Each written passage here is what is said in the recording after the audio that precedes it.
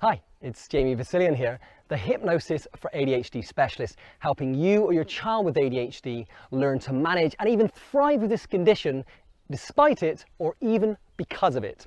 And in today's video, we're talking about why nature is really good to help you focus when you have ADHD. So what better time to talk about the effects, the positive benefits of nature on ADHD than World Nature Day, which is today on 22nd of April. So you're probably thinking to yourself, but Jamie, how can nature help us with ADHD? You know, this is a medical condition, this is a brain disorder. Surely nature is not enough. Now, I'm not saying that getting out into nature is going to cure your ADHD or fix it.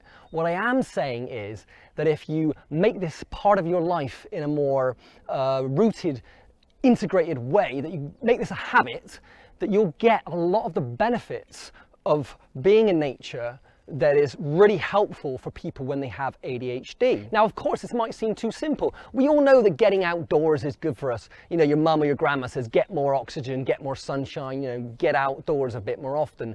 But the point is, we need to really hit home how powerful nature can be for ADHD. You know, there was a guy called Richard Louv who wrote a book called Last Child in the Woods, Nature Deficit Disorder.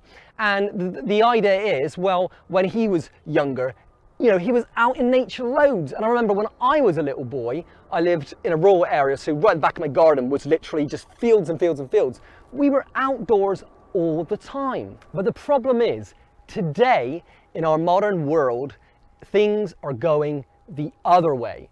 People are spending less time outdoors, getting less natural daylight, less sunshine, less connection with the natural world, spending more time indoors on the computer with devices, and this is having a negative effect upon our physical and mental health. There's a ton of research which shows the negative health effects of not getting enough sunshine, not getting enough nature, and spending too much time indoors with artificial light and on devices, and too much screen time. We're hearing a lot in the moment in the media about screen time, you know, children using their phones before bed or at lunch times, and how that's having a negative impact. So conversely, when you get out into nature, obviously it's a calming influence, it relaxes you.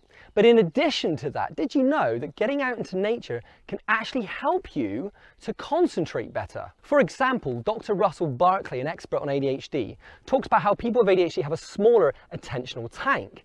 That means they need to have more rest time, more downtime, more breaks to restore that attentional tank. Now, one of the best ways to do that is to get out here in nature.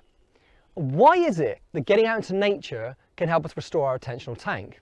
Well, what happens is, when you get out into nature, it's a kind of like a panoramic view a lot of the time, if it's spread out. Whereas in the city, things are up close to your face. And a city is very stressful. Dr. Wallace Nichols, PhD, he's a marine biologist, he's written a book called Blue Mind. And he talks about how the city is red mind. It's kind of like the blue pill and the red pill in the Matrix. The city is red mind. Everything's up close. Everything is distracting you, catching your attention. There's a police car shooting down the road, and it's really busy, and there's an advertisement.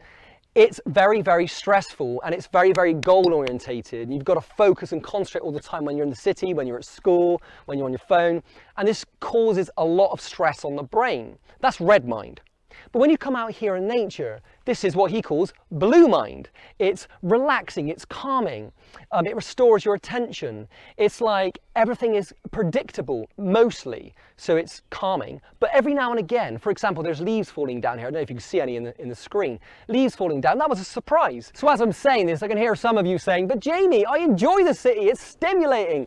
Yes, it is. It does increase your dopamine. Yes, it is stimulating. But let's just use technology as an example. You go on your mobile phone and someone likes your post. You get a burst of dopamine, but it's very quick and it's short-lived. It's not really sustainable. It's not natural. You see, the natural world has the perfect balance of calmness, predictability, balanced with just the right level of novelty to raise your dopamine levels in a more sustainable, healthy way. Just like socializing with real people creates what I call a slow burn dopamine release rather than a quick burn kind of fake dopamine release that you get when you're on social media. So getting out to nature, it's literally good medicine.